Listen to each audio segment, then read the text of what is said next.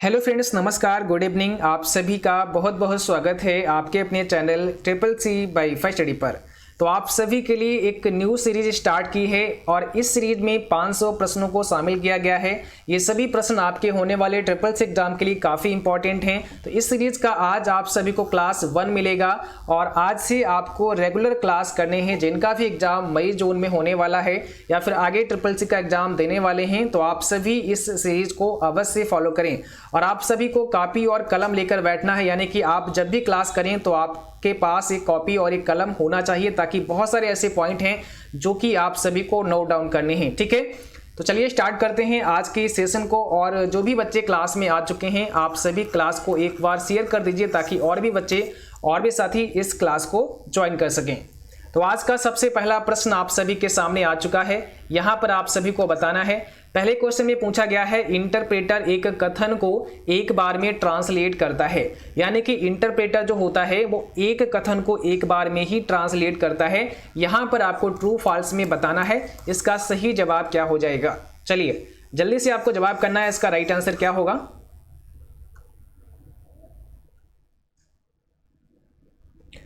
तो बिल्कुल सही है, यहां पर ऑप्शन पहला करेक्ट हो जाएगा। देखिए, इंटरप्रेटर होता क्या है? कई बार आपसे ये भी सवाल पूछ सकता है कि इंटरप्रेटर है क्या।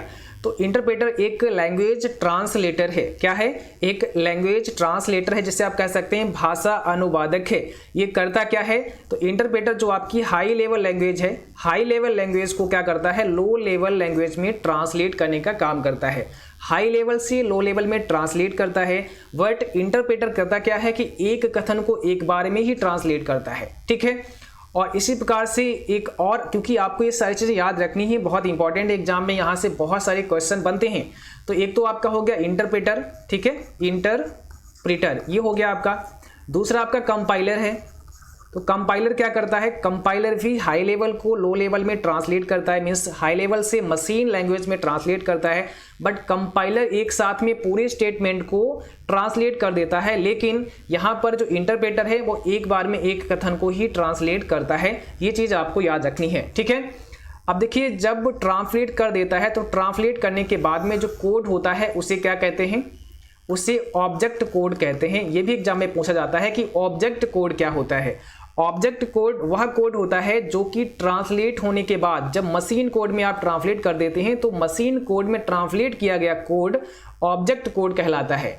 ठीक है, यही सोर्स कोड। अब सोर्स कोड क्या होता है? तो सोर्स कोड वो होता है जिसे ट्रांसलेट किया जाएगा, यानी कि जो हाई लेवल में कोड है उसे ट्रांसलेट करेगा कौन? इंटरप्रेटर या फिर कंपाइलर। तो इंटरप्रेटर या कंपाइलर जब जिसको ट्रांसलेट करेगा वो कोड क्या होगा? सोर्स कोड होगा, जहां से ट्रांसलेट करेगा।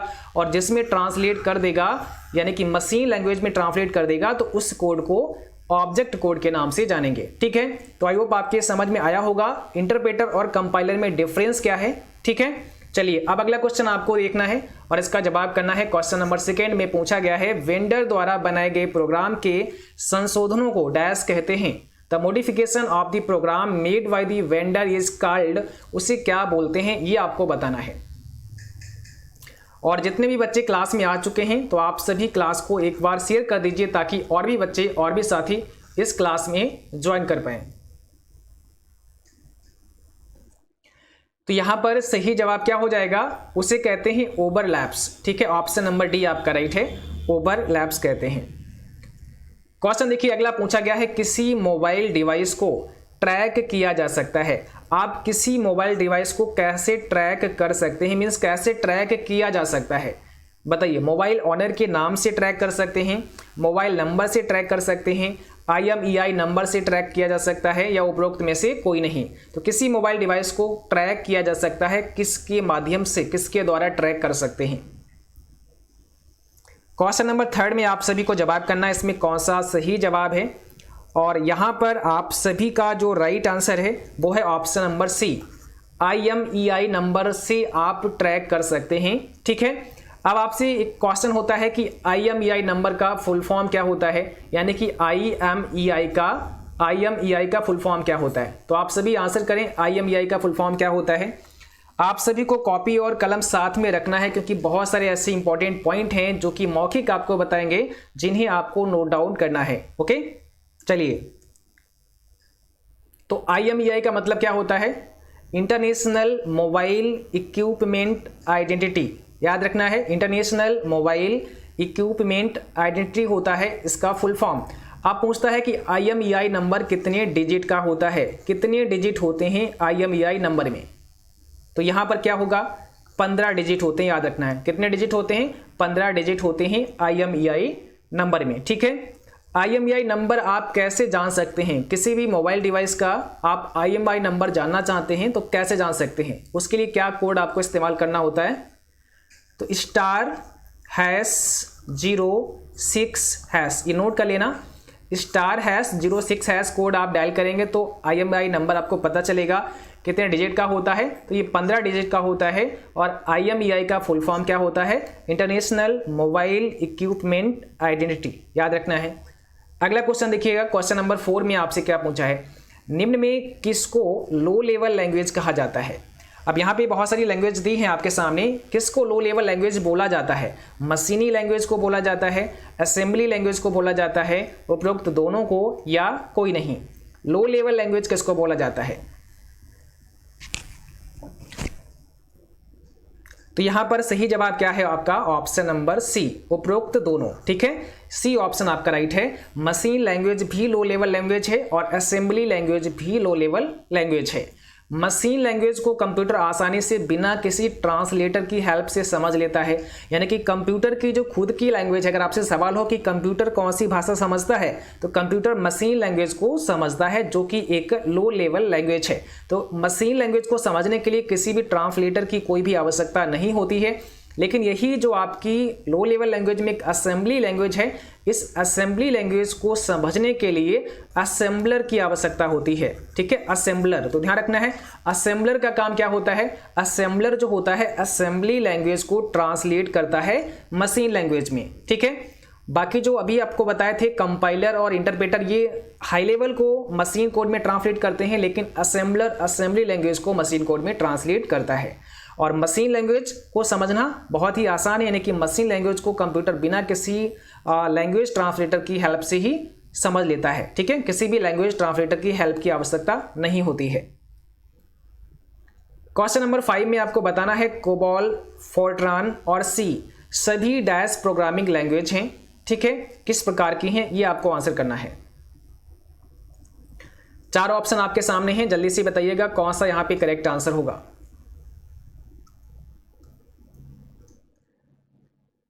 तो यहां पर है आपका ऑप्शन पहला, प्रोसीजर ओरिएंटेड लैंग्वेज है, कोबॉल, फोर्ट्रान और सी। तो यहां पर ऑप्शन नंबर ए आपका करेक्ट आंसर है।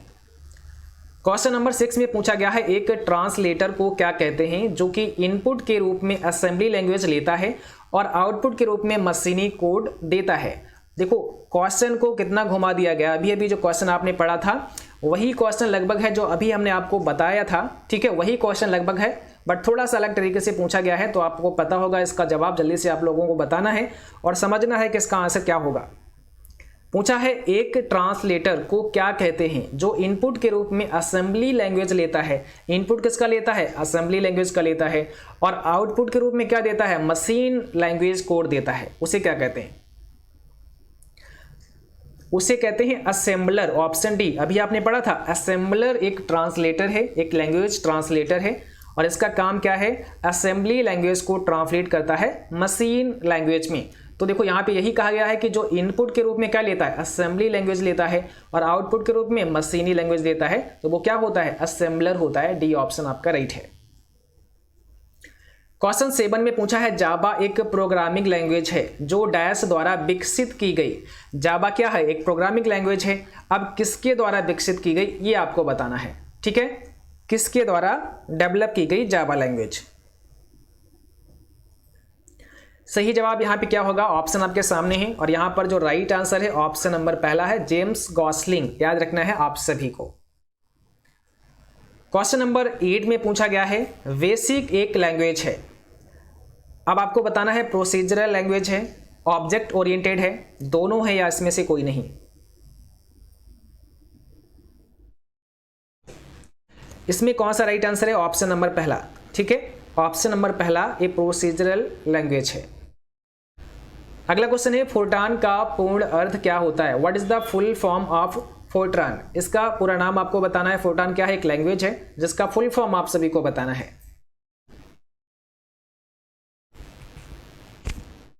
क्या होगा यहाँ पे सही जवाब?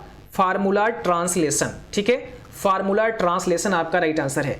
आप सभी को रेगुलर क्लास करने हैं। इस सीरीज में टोटल 500 क्वेश्चन शामिल करेंगे। ठीक है, और यहाँ पर सभी आपको ऐसे क्वेश्चन मिलेंगे जो कि SSC एग्जाम के लिए काफ़ी इंपॉर्टेंट होंगे।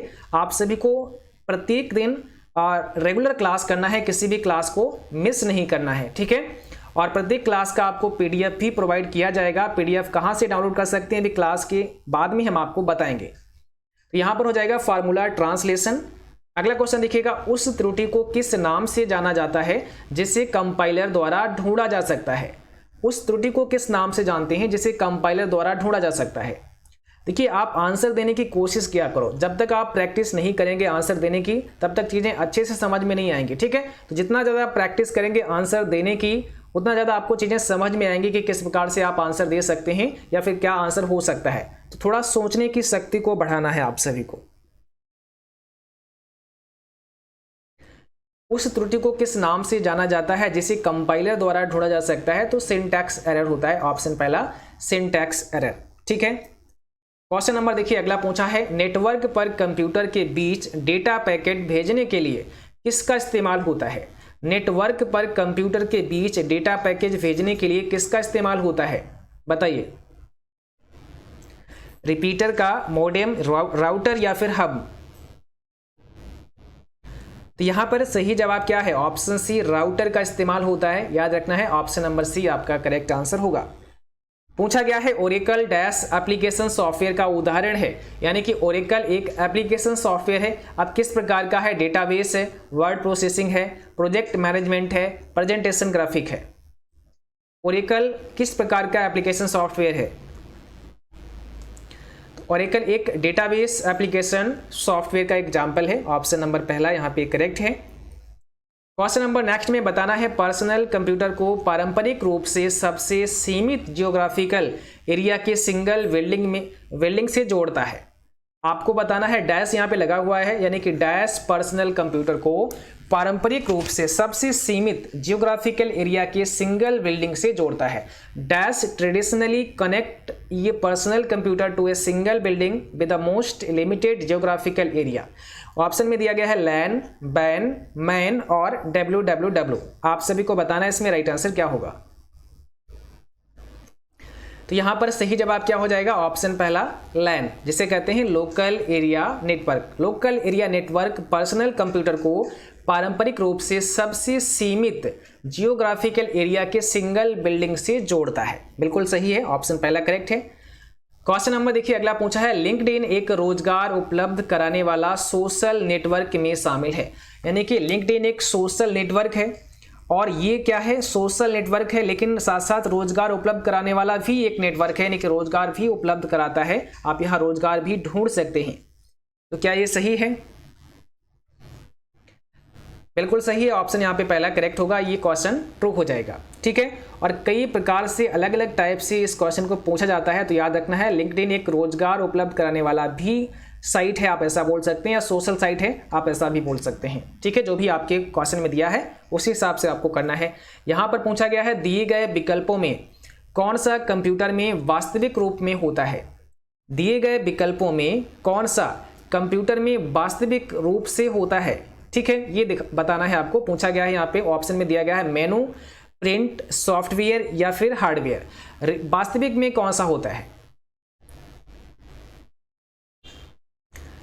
देखो, मेनू, प्रिंट और सॉफ्टवेयर ये तो आपके वास्तविक में होते नहीं हैं। बाकी अगर बात करें हार्डवेयर की, है ना, तो हार्डवेयर क्या है? एक फिजिकल पार्ट हो सकता है जिसे आप टच कर सकते हैं, छू सकते हैं। ठीक है, तो यहाँ पे डी ऑप्शन राइट है। इनमें से कौन सा विकल्प आपके लिखे हुए कार्य को बदलने में सहायक होता है? कौन सा विकल्प आपके लिखे हुए कार्य को बदल सकता है? आपने कुछ भी लिखा है, उसको अगर चेंज करना है, उसको अगर एडिट करना है, तो कौन सा कर सकता है? सेव, एडिट, फाइल या क्लोज। तो यहां पर सही जवाब क्या होगा? एडिट कर सकते हैं उसको। आपने कुछ भी लिखा है, उसको अगर बदलना है तो एडिट करना पड़ेगा। ऑप्शन बी करेक्ट हो जाएगा।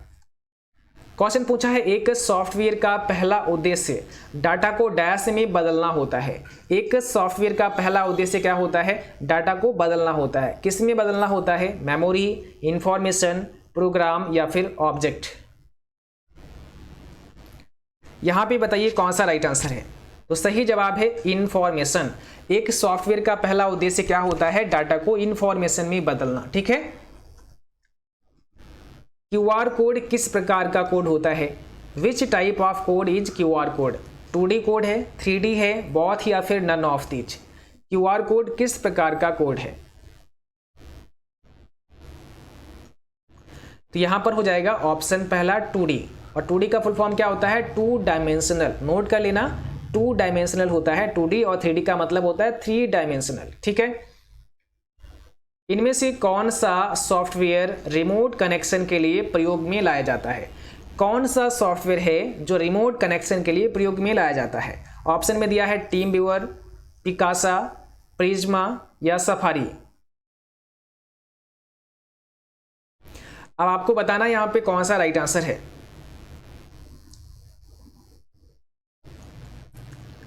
तो यहां पर आपका सही जवाब है ऑप्शन पहला टीम व्यूअर। ठीक है। टीम व्यूअर का एक रिमोट कनेक्शन सॉफ्टवेयर है।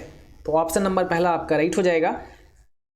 क्वेश्चन अगला पूछा गया है इनमें से कौन सा विकल्प आपको डॉक्यूमेंट में पेज नंबर, टाइटल आदि की सूचना देता है? Insert, table, header and footer, thesaurus या स्पेलिंग एंड ग्रामर? कौन सा विकल्प आपको डॉक्यूमेंट में पेज नंबर, टाइटल आदि की सूचना देता है? ऑप्शन बी है यहां पर हेडर एंड फुटर। ठीक है, हेडर एंड फुटर। एक डेटाबेस में एडमिनिस्ट्रेटर है कौन? एक प्रोग्राम, पर्सन, एप्लीकेशन या ऑपरेटिंग सिस्टम? एक डेटाबेस में एडमिनिस्ट्रेटर पूछा गया है, कौन होता है? तो यहां पर हो जाएगा option number B, person. Question number 22 में बताना है माइक्रोसॉफ्ट पावर पॉइंट में अधिकतम जूम कितना होता है? माइक्रोसॉफ्ट पावर पॉइंट में अधिकतम जूम कितना होता है ये आपको बताना है। मैक्सिमम जूम आप कितना कर सकते हैं पावर पॉइंट में? तो यहां पर सही जवाब है 400%, 400% आप कर सकते हैं पावर पॉइंट में। और पावर पॉइंट क्या है? एक प्रेजेंटेशन प्रोग्राम है, इसको याद रखना है। क्या है? एक प्रेजेंटेशन प्रोग्राम है, सेम जैसे आपका लिब्रे ऑफिस इम्प्रेस है, क्योंकि आपके सिलेबस में अधिकांश क्वेश्चन कहाँ से आएंगे?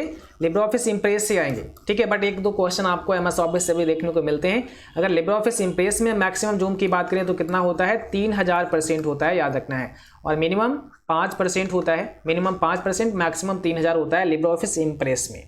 पावर पॉइंट में 400। एक यूजर द्वारा प्रयोग में लाया जाने वाला सॉफ्टवेयर है। एक यूजर द्वारा प्रयोग में लाया जाने वाला सॉफ्टवेयर क्या है? सिस्टम सॉफ्टवेयर है, एप्लीकेशन सॉफ्टवेयर है, ऑपरेटिंग सिस्टम है या नन ऑफ दीज? ठीक है। यहां पे बताइए कौन सा राइट आंसर है। और यहां पर ऑपरेटिंग की स्पेलिंग मिस्टेक है। ठीक है। चलिए, तो यहां पर क्या हो जाएगा? Application software, option number B. एक यूजर द्वारा प्रयोग में लाया जाने वाला सॉफ्टवेयर क्या होता है? एप्लीकेशन सॉफ्टवेयर होता है। एक वैध ईमेल आईडी में कितने भाग होते हैं? एक जो वैध ईमेल आईडी है, यानी कि सही ईमेल आईडी है, उसमें कितने पार्ट्स होते हैं? 2, 3, 4 या 1? तो एक सही ईमेल का जो पता होता है उसमें 2 भाग होते हैं। पहला जो पार्ट होता है वो यूजर नेम होता है, पहला पार्ट यूजर नेम होता है, और दूसरा वाला पार्ट क्या होता है? डोमेन नेम होता है। ठीक है। बीच में @ का सिंबल होता है जो दोनों भागों को अलग करने का काम करता है। अगला क्वेश्चन पूछा है रैम डैश का हिस्सा है? कीबोर्ड, इंटरनेट, सिस्टम यूनिट या मॉनिटर? तो रैम किसका एक हिस्सा है? और रैम का फुल फॉर्म होता है रैंडम एक्सेस मेमोरी। रैम एक कैसी मेमोरी है? रैम एक अस्थायी मेमोरी है, यानी कि टेम्परेरी मेमोरी है, भी याद रखना है, टेम्परेरी मेमोरी है। इसको वोलेटाइल मेमोरी के नाम से भी जानते हैं, लिख लेना इसको भी। रैम को वोलेटाइल मेमोरी के नाम से जानते हैं। यह एक अस्थायी मेमोरी होती है। ठीक है। और किसका हिस्सा है? तो सिस्टम यूनिट का हिस्सा है। ऑप्शन नंबर सी यहाँ पे राइट है। कौन सा बटन अक्षरों, संख्याओं को छोटा और बड़ा बनाता है और संख्या को चिन्हों में परिवर्तित होता है या करता है? ठीक है। यहाँ पर होगा करता है। तो कौन सा बटन है जो कि अक्षरों, संख्याओं को छोटा और बड़ा बनाता है और संख्या को चिन्हों में परिवर्तित करता है? Caps lock, num lock, shift या फिर टैब? तो इसका सही जवाब है शिफ्ट। देखिए यहाँ पर वैसे तो आपका कैप लॉक भी हो जाता है, कैप्स लॉक से भी आप छोटा और बड़ा अक्षर बना सकते हैं, बट यहाँ पर शिफ्ट आपका सही जवाब है, क्योंकि यहाँ पर दो सवाल एक साथ जोड़ दिए गए हैं। पूछा है कौन सा बटन अक्षरों को छोटा और बड़ा बनाता है और संख्या को चिन्हों में परिवर्तित करता है। जैसे कोई संख्या है उसको चिन्हों में बदल देता है। अब अगर आप शिफ्ट का यूज करते हैं, शिफ्ट के साथ में जैसे मान लिया 2 दबाया तो @ का सिंबल बनता है, ऐसे 3 दबाओगे तो हैश बनेगा, है ना।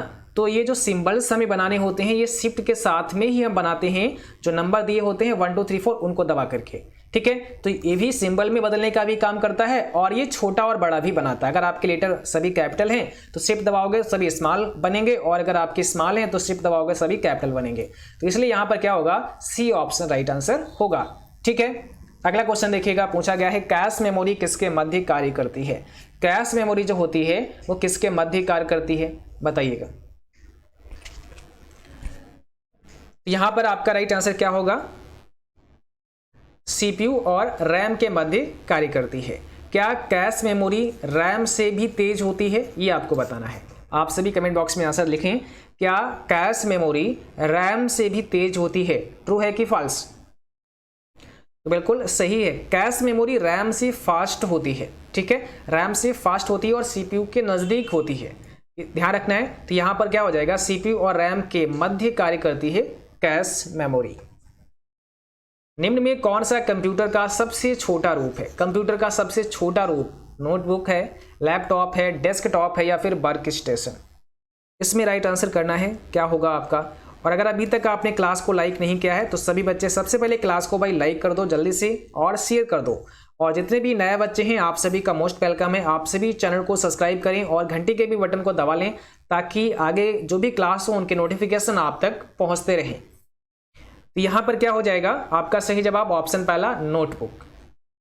और अगला क्वेश्चन आपको बताना है, सिस्टम को बूट करने के लिए निम्न में से कौन सा आवश्यक है।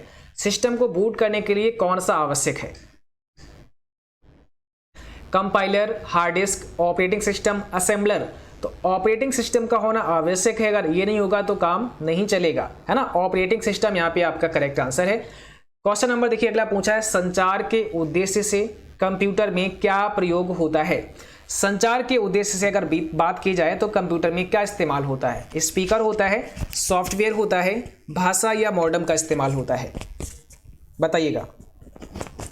तो सही जवाब यहां पर क्या होगा, मॉडेम होता है ना। संचार के उद्देश्य से कंप्यूटर में क्या इस्तेमाल होता है, मॉडेम होता है। और मॉडेम एक ऐसा डिवाइस है जो कि इनपुट भी है और आउटपुट भी है। कई बार पूछते हैं कि निम्न में इनपुट और आउटपुट डिवाइस कौन सा है, दोनों इनपुट और आउटपुट कौन से हैं। तो मॉडेम इनपुट भी है और आउटपुट भी, इसे भी नोट कर लेना। मॉडेम क्या है, इनपुट और आउटपुट दोनों है। इसी प्रकार से फैक्स जो मशीन होती है, फैक्स, ये भी इनपुट और आउटपुट दोनों है। तो ये चीज़ आपको पता होनी चाहिए।